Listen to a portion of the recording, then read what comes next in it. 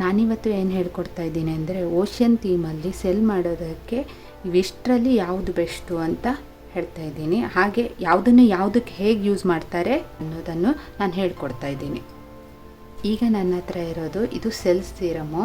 ಇದನ್ನು ಯಾವಾಗ ಹೇಗೆ ಯೂಸ್ ಮಾಡೋದು ಅಂತ ಹೇಳಿಕೊಡ್ತೀನಿ. ಇದು 300 ವ್ಯಾಟ್ದು ಹೀಟ್ ಗನ್, ಹಾಗೆ ಇದು ಬ್ಲೋ ಟಾರ್ಚು. ಇದು 2000 ವ್ಯಾಟ್ ಇರೋ ಹೀಟ್ ಗನ್. ನಿಮಗೆಲ್ಲ ಇವಾಗ ಅನಿಸ್ತಾ ಇರ್ಬೋದು ಏನಕ್ಕೆ ಎರಡೆರಡು ಹೀಟ್ ಗನ್ ಯೂಸ್ ಮಾಡ್ತಿದ್ದಾರೆ. ಯಾಕೆ ಅಂದರೆ ಈ 300 ವ್ಯಾಟ್ ಹೀಟ್ ಗನ್ ಯೂಸ್ ಮಾಡಿದ್ರೆ ಇದರಲ್ಲಿ ಸ್ಮೂತು ವೇವ್ಸ್ ಬರುತ್ತೆ, ಮತ್ತು ಸ್ವಲ್ಪ ನ್ಯಾಚುರಲ್ಲಾಗಿ ಬರಬೇಕು ಅಂದರೆ ಇದನ್ನು ಯೂಸ್ ಮಾಡ್ತಾರೆ. ನಾನು ಮಾಡಿದ್ದೀನಿ, ಹಾಗಾಗಿ ನನಗೆ ಅನಿಸಿರೋದನ್ನು ನಾನು ನಿಮ್ಮ ಹತ್ರ ಶೇರ್ ಮಾಡ್ಕೊಳ್ತಾ ಇದ್ದೀನಿ. ಇದನ್ನು ಏನಂದರೆ ತುಂಬ ಹಾರ್ಡು, ನೋಡೋದಕ್ಕೆ ಒಂಥರ ಎದ್ದು ಕಾಣಿಸ್ಬೇಕು ಅಂತಿದ್ರೆ ಆವಾಗ ಈ 2000 ವ್ಯಾಟ್ದು ಹೀಟ್ ಗನ್ ಯೂಸ್ ಮಾಡ್ತಾರೆ. ಮತ್ತೊಂದೇನಪ್ಪ ಅಂದರೆ ಈ 300 ವ್ಯಾಟ್ದು ಹೀಟ್ ಗನ್ ಯೂಸ್ ಮಾಡಿದವರಿಗೆ ಈ 2000 ವ್ಯಾಟ್ದು ಹೀಟ್ ಗನ್ ಯೂಸ್ ಮಾಡೋದಕ್ಕೆ ಸ್ವಲ್ಪ ಕಷ್ಟ ಆಗುತ್ತೆ. ಸ್ಟಾರ್ಟಿಂಗಲ್ಲಿ ತುಂಬ ಕಷ್ಟ ಆಗುತ್ತೆ, ಆಮೇಲೆ ಪ್ರಾಕ್ಟೀಸ್ ಮಾಡಿ ಮಾಡಿ ಮಾಡಿ ಇದಕ್ಕೆ ಬರ್ತಾರೆ. ಆದರೆ ಇದಕ್ಕೂ ತುಂಬ ವ್ಯತ್ಯಾಸ ಇದೆ ನಮಗೆ. ಅಂದರೆ ಆ ಡಿಸೈನ್ ನೋಡಿದ್ರೇ ಗೊತ್ತಾಗುತ್ತೆ. ನಾನು ಬೇಕಿದ್ರೆ ಸ್ಕ್ರೀನಲ್ಲಿ ಇವಾಗ ಹಾಕಿಡ್ತೀನಿ, ಅದನ್ನು ನೋಡಿದ್ರೆ ನಿಮಗೆ ಡಿಫ್ರೆನ್ಸ್ ಗೊತ್ತಾಗುತ್ತೆ. ನೀವು ಅದನ್ನೆಲ್ಲ ನೋಡ್ತಾ ಹೋಗಿ. ನಾನು ಎಲ್ಲದನ್ನು ಸ್ಕ್ರೀನಲ್ಲಿ ಹಾಕ್ತಾ ಹೋಗ್ತೀನಿ. ಇದನ್ನು ಯೂಸ್ ಮಾಡಿದ್ರೆ ಹೇಗೆ ಬರುತ್ತೆ, ಇದನ್ನು ಯೂಸ್ ಮಾಡಿದ್ರೆ ಹೇಗೆ ಬರುತ್ತೆ, ಇದನ್ನು ಯೂಸ್ ಮಾಡಿದ್ರೆ ಹೇಗೆ ಬರುತ್ತೆ ಅಂತ ಅದೆಲ್ಲವನ್ನು ನೋಡು. ಮತ್ತು ನನ್ನ ಪ್ರೊಫೈಲಿಗೆ ಹೋಗ್ಬಿಟ್ಟು ಅದರಲ್ಲಿ ನಾನು ಆಲ್ಮೋಸ್ಟ್ ಎಲ್ಲ ಹಾಕಿಡ್ತೀನಿ. ಅದರಲ್ಲಿ ನೀವು ಶಾರ್ಟ್ಸಲ್ಲಿ ನೋಡ್ತಾ ಹೋದರೆ ಗೊತ್ತಾಗುತ್ತೆ, ಅಂದರೆ ಯಾವುದನ್ನು ಹಾಕಿದ್ರೆ ಹೇಗೆ ಬರುತ್ತೆ ಅಂತ. ಮತ್ತು ನಾನು ಇದರಲ್ಲೂ ಈ ಲೆಂತಿ ವಿಡಿಯೋದಲ್ಲೂ ಎಕ್ಸ್ಪ್ಲೈನ್ ಮಾಡ್ತೀನಿ. ತುಂಬ ಜನಕ್ಕೆ ಇದು ಡೌಟ್ ಇದೆ, ಅಂದರೆ ಯಾವುದನ್ನು ಹೇಗೆ ಯೂಸ್ ಮಾಡ್ಬೋದು, ಆಮೇಲೆ ಯಾವುದು ಯೂಸ್ ಇಲ್ಲ ಅನ್ನೋದನ್ನು ನಾನು ಹೇಳ್ಬೋದು. ರೆಸಿನಲ್ಲಿ ಸೆಲ್ ಮಾಡೋದಕ್ಕೆ ಬರೀ ಇದಿಷ್ಟು ಇದ್ದರೆ ಸಾಕಾಗೋದಿಲ್ಲ, ರೆಸಿನೂ ಇಂಪಾರ್ಟೆಂಟ್ ಆಗುತ್ತೆ. ಹೆಚ್ಚಿನ ಜನಕ್ಕೆ ಇದು ಗೊತ್ತಿಲ್ಲ, ಯಾರೂ ಹೇಳಿಕೊಡೋದಿಲ್ಲ. ನೀವು ಟ್ಯೂಟೋರಿಯಲ್ ಅಥವಾ ಯಾರ ಹತ್ರ ಕೋಚಿಂಗ್ ಹೋದರೆ ಮಾತ್ರ ಅವ್ರು ಹೇಳಿಕೊಡೋದು. ಈಗ ನೀವೇ ಕಲಿಬೇಕು ಅಂದರೆ ವಿಡಿಯೋದಲ್ಲಿ ಕೆಲವ್ರು ಹೇಳ್ತಾರೆ, ಕೆಲವ್ರು ಹೇಳಿಕೊಡೋದಿಲ್ಲ, ಮತ್ತು ಹುಡ್ಕೋಕ್ಕೆ ಕಷ್ಟ ಆಗುತ್ತೆ. ಅಂಥವ್ರಿಗೆ ನಾನು ಹೇಳ್ತಾ ಇದ್ದೀನಿ, ರೆಸಿನ್ ಇಂಪಾರ್ಟೆಂಟು. ನಿಮಗೆ ತುಂಬ ಚೆನ್ನಾಗಿರೋ ಸೆಲ್ ಬೇಕು ಅಂದರೆ ರೆಸಿನ್ ಇಂಪಾರ್ಟೆಂಟ್. ಅದು 2:1 ಆಲ್ಮೋಸ್ಟ್ ನನಗೆ ಗೊತ್ತಿರೋ ಹಾಗೆ 2:1 ಸೆಲ್ ಸಪೋರ್ಟ್ ಮಾಡುವಂಥ ರೆಸಿನ್ ಬೇಕಾಗುತ್ತೆ. ಪಿಗ್ಮೆಂಟ್ ಸಹ ಸೆಲ್ ಸಪೋರ್ಟ್ ಮಾಡುವಂಥ ಪಿಗ್ಮೆಂಟ್ ಬೇಕಾಗುತ್ತೆ. ಒಂದು ವೇಳೆ ನಿಮ್ಮ ಹತ್ರ ಪಿಗ್ಮೆಂಟು ಸೆಲ್ ಸಪೋರ್ಟ್ ಮಾಡುವಂಥದ್ದಿಲ್ಲ, ಹಾಗೆ ರೆಸಿನ್ ಸಹ ಸೆಲ್ ಸಪೋರ್ಟ್ ಮಾಡುವಂಥದ್ದು ಇಲ್ಲ ಅಂದರೆ ಆವಾಗ ಇದು ಯೂಸ್ ಆಗುತ್ತೆ. ಬಟ್ ನನಗೇನು ಅನಿಸಿರೋದಂದರೆ ಇದನ್ನು ಯೂಸ್ ಮಾಡಿದ್ರೆ ಅಷ್ಟು ಲುಕ್ ಬರೋದಿಲ್ಲ, ಒಟ್ಟೊಂದು ಸೆಲ್ಲು ಅನ್ನೋ ಹಂಗಾಗುತ್ತೆ. ಅದು ನೋಡೋಕ್ಕೂ ಇಷ್ಟ ಆಗೋದಿಲ್ಲ.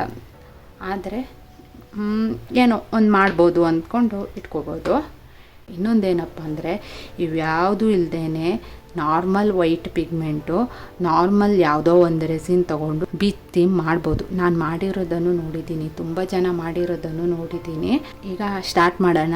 ಇವಾಗ ನಾನು ಹೇಳೋದೇನಪ್ಪ ಅಂದರೆ ಇದರಲ್ಲೂ ಸೆಲ್ ಮಾಡ್ಬೋದು. ಆ ಸೆಲ್ ಮೇಲೆ ಬ್ಲೋ ಟಾರ್ಚ್ ಮಾಡಿದವಾಗ ಅದರಲ್ಲಿ ಬರೋದು ಬೆಂಕಿ ಅಲ್ವಾ, ಆ ಬೆಂಕಿಯಿಂದ ಸೆಲ್ಲೆಲ್ಲ ಸುಟ್ಟೋಗುತ್ತೆ, ಮತ್ತು ರೆಸಿನೂ ಸುಟ್ಟೋಗುತ್ತೆ. ಹಾಗೆ ರೆಸಿನ್ ಸುಟ್ಟೋಗೋದ್ರಿಂದ ಮೌಲ್ಡಿಗೂ ಸುಮ್ಮನೆ ಇದಾಗುತ್ತೆ, ಪ್ರಾಬ್ಲಮ್ ಆಗುತ್ತೆ. ಮತ್ತು ಅಷ್ಟು ಚೆನ್ನಾಗೂ ಬರಲ್ಲ, ಸುಟ್ಟೋಗೋ ಥರ ಬ್ಲ್ಯಾಕ್ ಆಗಿ ಬರುತ್ತೆ. ಹಾಗಾಗಿ ನನಗೇನು ಅನಿಸಿರೋದಂದರೆ ಇದನ್ನು ಯೂಸ್ ಮಾಡೋದು ಬೇಡ ಅಂತ. ಮೊದಲು ನಾವು ಸೆಲ್ ಸಿರಮಿಂದ ಸ್ಟಾರ್ಟ್ ಮಾಡೋಣ. ಈ ಸೆಲ್ ಸಿರಮ್ ಯೂಸ್ ಮಾಡಬೇಕು ಅಂದರೆ ಇದಕ್ಕೆ ಸೆಲ್ ಸಪೋರ್ಟ್ ಮಾಡುವಂಥದ್ದೇ ಪಿಗ್ಮೆಂಟು, ಸೆಲ್ ಸಪೋರ್ಟ್ ಮಾಡುವಂಥದ್ದೇ ರೆಸಿನ್ ಬೇಕು ಅಂತಿಲ್ಲ. ಯಾವ ರೆಸಿನ್ ಬೇಕಾದ್ರೂ ಆಗುತ್ತೆ, ಯಾವ ಪಿಗ್ಮೆಂಟ್ ಬೇಕಿದ್ರೂ ಯೂಸ್ ಮಾಡಿದ್ರೂ ಆಗುತ್ತೆ. ಹಾಗಾಗಿ ನಾನಿಲ್ಲಿ 3:1 ರೆಸಿನ್ ತಗೊಂಡಿದ್ದೀನಿ, ಹಾಗೆ ವೈಟ್ ಕಲರ್ ಪಿಗ್ಮೆಂಟ್ ತಗೊಂಡಿದ್ದೀನಿ. ಇದು ಸೆಲ್ ಸಪೋರ್ಟ್ ಮಾಡೋ ಪಿಗ್ಮೆಂಟ್ ಅಲ್ಲ, ನಾರ್ಮಲ್ ವೈಟ್ ಪಿಗ್ಮೆಂಟು. ಇದನ್ನ ಇಟ್ಕೊಂಡು ನಾವು ಸೆಲ್ ಕ್ರಿಯೇಟ್ ಮಾಡೋಣ. ನಾನು ಇವಾಗ ತಗೊಳ್ತಾ ಇರೋದು 3:1 ರೆಸಿನ್. ಅದಕ್ಕೆ ಸೆಲ್ ಸಪೋರ್ಟ್ ಮಾಡದೇ ಇರುವಂತಹ ಪಿಗ್ಮೆಂಟನ್ನು ಯೂಸ್ ಮಾಡ್ತಾ ಇದ್ದೀನಿ. ಹಾಗೆ ಇವಾಗ ನಾನು ಸೆಲ್ ಸಿರಮ್ನ ಹಾಕ್ತಾ ಇದ್ದೀನಿ, ಒಂದು 5 ಡ್ರಾಪ್ ಹಾಕ್ತಾ ಇದ್ದೀನಿ. ಇದನ್ನು ಸರಿಯಾಗಿ ಮಿಕ್ಸ್ ಮಾಡಬೇಕು. ರೆಸಿನ್ ಇದ್ರ ಮೇಲೆ ಪೋರ್ ಮಾಡ್ತಾ ಇದ್ದೀನಿ, ನೋಡ್ಕೊಳ್ಳಿ. ಹೆಚ್ಚಿನವ್ರು ಏನು ಮಾಡ್ತಾರೆ ಅಂದರೆ ಈ ಸ್ವೈಪ್ ಟೆಕ್ನಾಲಜಿ ಅಂತ ಇದೆ, ಅಂದರೆ ಆ ಡೆಬಿಟ್ ಕಾರ್ಡೆಲ್ಲ ಇದೆಯಲ್ಲ ಅದರಲ್ಲಿ ಹೀಗೆ ಸ್ವೈಪ್ ಮಾಡ್ತಾರೆ. ಅದಂತೂ ಮಾಡೋಕ್ಕೆ ಹೋಗಬೇಡಿ ಆಯಿತಾ. ಮೊದಲೇ ಇದಂತೂ ಹಾಕೋದು ಕೂಡಲೇ ಫುಲ್ಲು ಸ್ಪ್ರೆಡಾಗಿ ಹೋಗ್ಬಿಡುತ್ತೆ. ಯಾವುದು ಈ ಸೆಲ್ ಸಿರಮ್ ಹಾಕೋದು ಕೂಡಲೇ ಇನ್ನು ಆ ಸ್ವೈಪ್ ಟೆಕ್ನಾಲಜಿಯಿಂದ ಹಿಂಗೆ ಎಳೆದು ಕೂಡಲೇ ಅದು ಒಣಗಿದ ಮೇಲಂತೂ ಅದು ನೋಡೋದೇ ಅಲ್ಲ, ಅಷ್ಟು ಇದಾಗ್ಬಿಡುತ್ತೆ. ಹಾಗೆ ಹಾಕಿ ಇಟ್ಬಿಡಿ. ಮತ್ತು ನಾನು ಇದನ್ನು ಇವಾಗ ರೆಸಿನ್ ಹಾಕಿ ಮಿಕ್ಸ್ ಮಾಡಿಬಿಟ್ಟು ಇದನ್ನು ಇವಾಗ ಪೋರ್ ಮಾಡಿಬಿಟ್ಟು 10 ನಿಮಿಷದಲ್ಲೇ ನಾನು ಈ ವೈಟ್ ಪಿಗ್ಮೆಂಟನ್ನು ಹಾಕಿ ತೋರಿಸ್ತಾ ಇದ್ದೀನಿ ಇದು ಹೇಗೆ ಬರುತ್ತೆ. ಇದಾದ ನಂತರ ಇದು 3:1 ರೆಸಿನ್ ಆಗಿರೋದ್ರಿಂದ ಇನ್ನೊಂದು 2 hours ಬಿಟ್ಟು ಈ ವೈಟ್ ಪಿಗ್ಮೆಂಟನ್ನು ಹಾಕಿ ನಿಮಗೆ ತೋರಿಸ್ತೀನಿ ಅದು ಹೇಗೆ ಸೆಲ್ ಫಾರ್ಮ್ ಆಗುತ್ತೆ, ಯಾವ ಥರ ಆಗುತ್ತೆ ಅಂತ ತೋರಿಸ್ತೀನಿ. ಓಕೆ,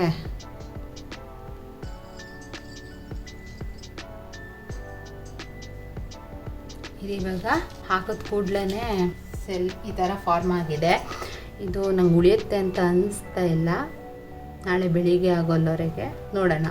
ಈಗ ಒಂದು 2 hours ಬಿಟ್ಟು ಸ್ವಲ್ಪ ಇದನ್ನು ಹಾಕಿ ನೋಡ್ತಾ ಇದ್ದೀನಿ. ಫಸ್ಟಿಂದ ಈ ಥರ ಆಗಿದೆ.